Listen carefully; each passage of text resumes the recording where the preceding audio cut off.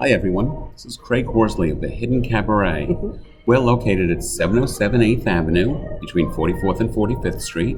It's a new venue, so we want to introduce you to the venue and to one of the shows that we're having. On January 20th, Monday, January 20th, there'll be a show called the Voting Rights Show. It's the Blue Wave 2020, and it'll have 16 different female singers for the non-for-profit cause of stopping voter suppression.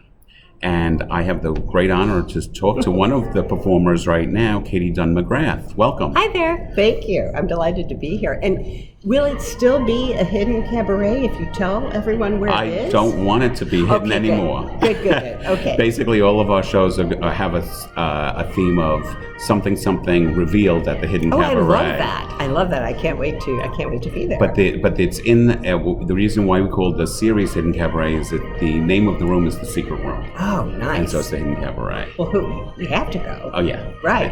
And once you see the space, you're going to want to perform there more often. Good. Okay. Good. So I'm looking at your background. I've been researching you, and so you're originally from St. Louis. I am. I moved here from St. Louis in 2016 after wanting to move here since, say, 1980 or so. I've always, I was in advertising, and I always had clients here, business here, and every time I came, I didn't want to leave. So when I retired in 2016, I knew I wanted to study music, and can you imagine a better place to do that? Oh, right. Yeah. So that's how I happened to come. And you were in advertising before. I was in advertising for 40 years, and I loved every day of it until I didn't. And then I knew it was time to go. But you did do some cabaret work in St. Louis also. I did. I became involved in it. Well, actually, my first invitation to sing, a friend of mine was in an all-black choir in Edwardsville, Illinois, and she asked me if I wanted to integrate the choir. And I said, sure. I mean, who could resist that invitation? And subsequently, I learned about Tim Schall and the Cabaret Convention in St. Louis, and got involved with that, made some good friends who are here. Mm-hmm. And so that was a nice little base of friends to have when I decided to move. Yeah. So I came up for 3 months with my dogs to see how I knew I would like it, but I wanted to see how they did, and they have become urban mongrels. Great. Yes, they're Terrific. very happy. Right. Okay. Yeah. Now, talking about the Cabaret Convention, have you ever seen the Cabaret Convention in New York? Of course. Have you been? No, I haven't been in Okay. it yet. But of course, I've been. I've seen friends there and big stars, and it's a thrilling experience. It's wonderful. That Mabel Mercer Foundation is just incredible. What K.T. Sullivan and the rest of them pull off, it's really stunning. She actually came to the Hidden Cabaret one night. Nice. It was an honor to meet her. That's so great. It's great. Yeah, she's wonderful. But I saw this last year there were 4 nights. I saw 3 of the 4 nights, and it was amazing the talent that's in New York. And it was cool to see so many younger folks. You know, we have, I think, our genre has a reputation for aging, Right. and it's great to see younger, beautiful men and women coming up and kicking our asses. And the talent is the talent. Yeah, right. And you've got to show it somewhere. Right, that's right. Yeah. And if somebody can get up there on stage and sing a few songs and have a little good banter with the audience, it's actually more connecting with the audience than being on a Broadway show, because you can have actual more personality shown. And I think that's why it really scares some people. Right. Because they have no desire to have a relationship with us. Right. The audience, but yeah, it's very different. Ari Axelrod, teaching, has that class he calls, I think, Bridging the Gap, that's helping younger actors and actresses make that step from the stage, from that stage to a cabaret stage. It's really interesting. Yeah. So now you came to New York. I did. And you performed at Don't Tell Mama. You used to perform at the Metropolitan. Right. God rest its soul. Is that? Can you say that about a place? I had my first New York show there was called Significant Others, and I was absolutely thrilled to win a Bistro Award for that. And when they called me to tell me about it, I told them that they had the wrong number because I had never applied. I don't know what you nominated myself. And I was thrilled to learn that it didn't work like that because nobody knows me here. I couldn't possibly win a popular vote thing, but that was so great. And it gave me confidence to keep exploring and keep working. So your first show was a full solo show. Yes. It wasn't with another group of other people. Wow, that's... Nervy? Stupid? No. Wonderful. It was really fun. It was fun. I like to pick subjects that, like this was called Significant Others, the show. And the original psychological definition of significant others was a person or a place or a moment in time that has profound impact on a person's picture of themselves, which gives you room to talk about anything you like, your favorite tree, your mom, whatever. So it was really fun to work on and write. So what kind of genre of music do you like to sing? My director is Lena Katrakis, and she beats me up about my selections a lot. What I love is to take really good country songs and put a non-country arrangement behind them. So Rick Jensen is my music director, and he's a real master at taking the detwanging something. So I love that, and I love Bonnie Raitt, and I have a lower voice, as you might hear, and so I sing a lot of guy songs because that's right in my register. And I love, of course, the most beautiful songs in the world, the Great American Songbook. Sure. Less so in Broadway musicals.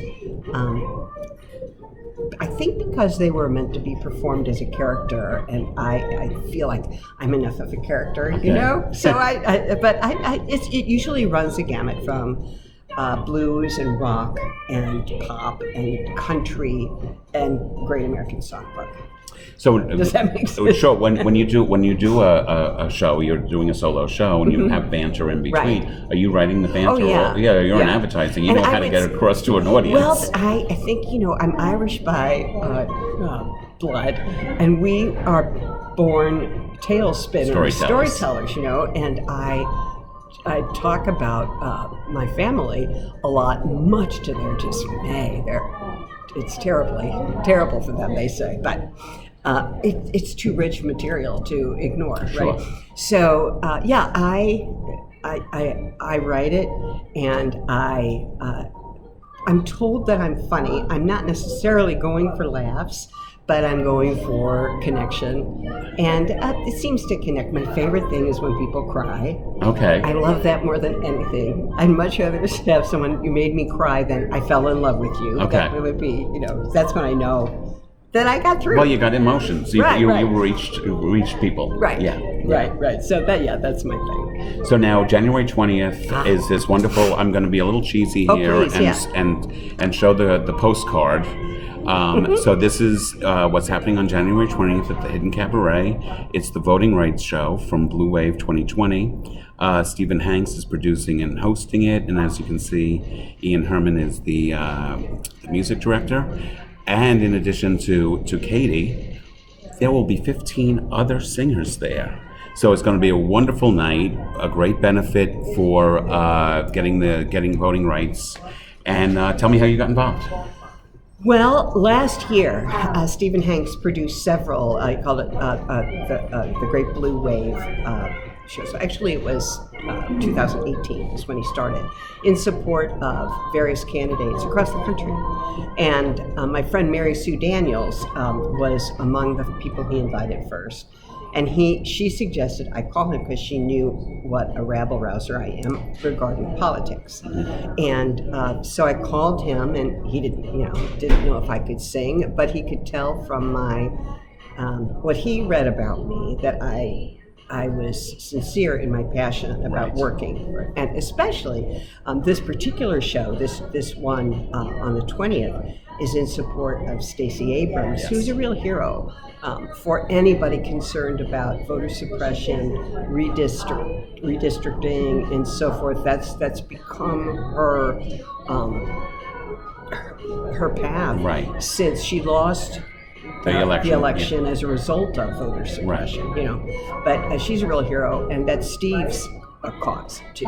So I'm delighted because, how Tip O'Neill used to say that all politics is local. I think these days it's even that every local election is national because it affects you and me so much. I mean, my guy and I are big supporters of Jamie Harrison, for example, who's running against Lindsey Graham. And he has as much control over our health care as our elected officials here in New York. So everybody we can help, no matter where they are, really makes a difference. 2 senators in North Dakota have as much power as the 2 senators in New York. So. Yeah, but the good news is, I think we have reason to believe that positive change is going to come. I really do. Well, I mean, we have to be optimistic. There's no alternative to being optimistic. It's a luxury. Pessimism is a luxury for another decade. Right.